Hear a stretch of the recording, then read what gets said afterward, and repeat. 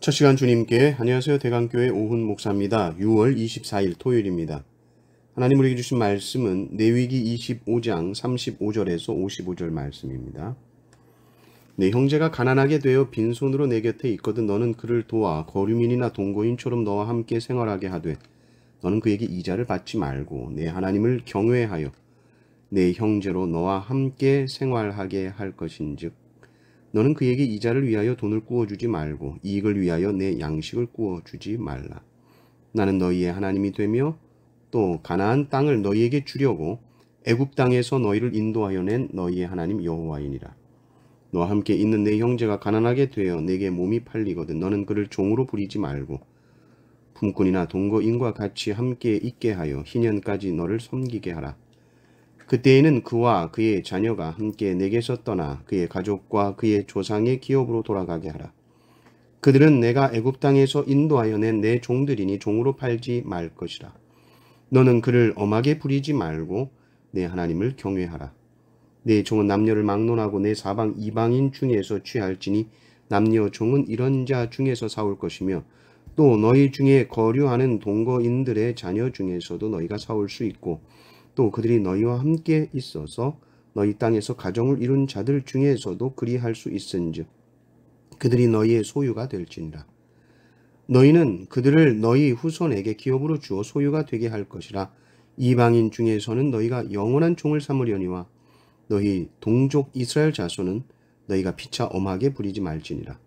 만일 너와 함께 있는 거류민이나 동거인이 부유하게 되고 그와 함께 있는 네 형제는 가난하게 되므로 그가 너와 함께 있는 거류민이나 동거인 또는 거류민의 가족의 후손에게 팔리면 그가 팔린 후에 그에게는 속량받을 권리가 있나니 그의 형제 중 하나가 그를 속량하거나 또는 그의 삼촌이나 그의 삼촌의 아들이 그를 속량하거나 그의 가족 중 그의 살부치 중에서 그를 속량할 것이요 그가 부유하게 되면 스스로 속량하되 자기 몸이 팔린 해로부터 희년까지를 그 산자와 계산하여 그 연수를 따라서 그 몸의 값을 정할 때에 그 사람을 섬긴 날을 그 사람에게 고용된 날로 여길 것이라.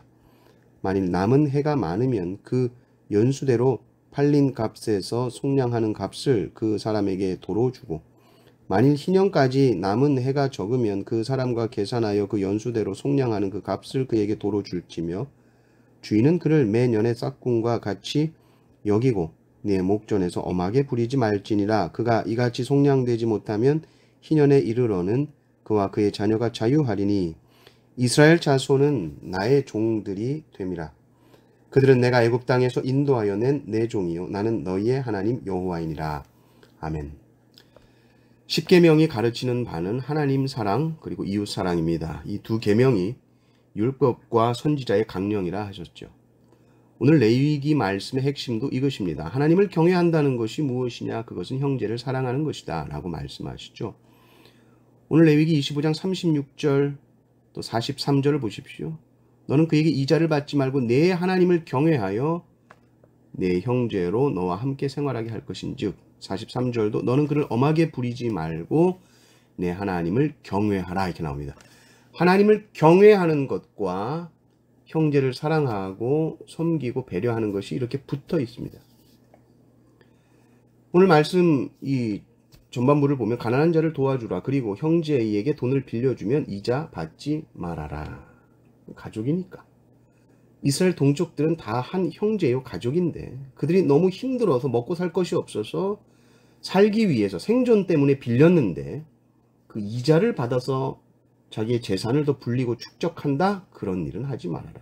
가족이 아픈데 가족이 힘든데 그 아픔을 나눌 마음이 있어야지. 그것으로 너의 이득을 챙기지 말라는 것이죠. 또 형제가 빚을 갚지 못해서 팔려가는 경우가 있을 수 있다. 그래서 그 노예가 왔는데 보니까 동족이라 형제라 그러면 돈 받고 일하는 품꾼으로 생각을 하고 대해야지 노예처럼 혹독하게 부리면 안 된다 이렇게 말씀하셨습니다. 하나님께서 당신의 백성들을 이집트의 노예 생활에서 해방시키시고 자유하게 하셨는데 우리가 동족을 또 노예처럼 대하면 되겠느냐는 것이죠. 그리고 신년이 되면 자유롭게 자기 기업으로 돌아갈 수 있도록 해줘야 된다. 이것이 하나님을 경외하는 자의 모습이다라는 것이죠. 여러분, 부모가 되면 자식들이 서로 우애 있게 자라기를 원하잖아요. 형제 간에 다투지 않고 형제 간에 서로 의지하면서 살기를 원하지 않습니까? 똑같아요. 아버지 하나님께서도 우리 인생들을 보시면서 그러신 것이죠. 지금은 사실 나라와 정부가 이 가난한 자들을 많이 돌보기도 합니다. 그러나 성경 시대에는 이런 나라의 지원이 없죠. 가난한 자는 가까운 가족이 돌보는 것, 이것이 굉장히 중요했습니다. 그래서 하나님은 이 가난한 자를 그냥 방치하는 것, 그건 죄다. 하나님의 백성들 안에서 가난이 대물림되고 가난이 가난을 낳고 이런 악순환이 계속되지 않도록 해라. 경제적으로 안정된 사람, 궁핍한 사람들을 반드시 돕고 그들이 거할 공간을 마련해 줘야 하는 책임을 그 공동체 가운데 지게 했던 것이죠. 47절도 보면 가난한 이스라엘 백성이 부유한 이방인에게 팔리는 경우는 어떻게 되는가? 나그네나 거류자, 이방인들에게 팔려갔다 그러면 형제가 그를 속량해 줘야 됩니다. 삼촌이나 그의 삼촌의 아들이 속량해 줘야 됩니다. 속량이라는 것은 다시 되사오는 것이죠. 가까운 가족이 구속자, 고엘이 되어서 그를 노예에서 속량해 줄 것에 대해서 말씀하고 있습니다. 물론 희년이 되면 속량이 되지만 그 전에 속량할 수 있으면 그 속량하는 값을 딱 정확하게 해서 주고 속량해 내라는 것이죠. 하나님의 눈에 있어서 자기 백성은 결코 노예가 되어서는 안 됩니다. 그리고 형제가 서로를 노예처럼 대해서도 안 된다는 거죠. 마태복음 25장을 보면 모든 민족들이 예수님 앞에서 심판받는 장면이 나오는데 그때 예비된 나라를 상속받는 자와 영원한 불에 들어가는 자가 나뉘는데 그 기준이 뭐냐 했을 때 지극히 작은 자에게 한 일이 기준이 됩니다. 왜냐하면 지극히 작은 자 하나에게 한 것이 곧 예수님께 대하여 한 것이기 때문이죠. 한 사람을 소중히 여기지 않고 소홀히 여기고 가볍게 대하는 공동체는 결코 아름답지 않습니다. 그러나 어떠한 사람도 예수님처럼 보고 우리가 섬길 수 있다면 그것은 하나님의 나라가 충만하게 임한 것입니다. 우리 교회가 사람을 귀하게 여기는 교회, 따뜻하게 어떤 지체에도 환대하고 영접할 수 있는 교회가 되어서 주님 보시기에 기쁘고 아름다운 교회 되시기를 주님의 이름으로 축원합니다. 아멘.